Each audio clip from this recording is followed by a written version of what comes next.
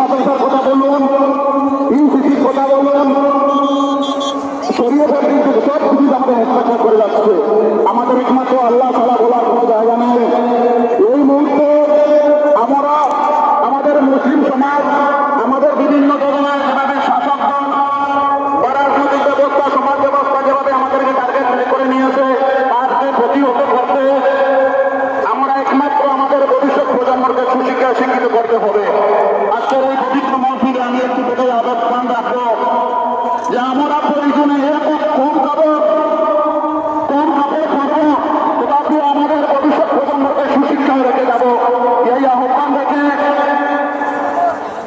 আপনারা সবাই বর্তমান মানুষের সেবায় সহায়তা, আমার স্নেহের অতি ছোট ভাই আমার আব্দুল বাসির চৌধুরী সাহেব সেবায় নিযুক্ত রয়েছেন, আমাদের সাহেবজাদা আসিফুদ্দিন চৌধুরী সাহেব রয়েছেন এবং ওনারা আত্মীয় স্বজন যারা রয়েছেন, সবাই তাদের জন্য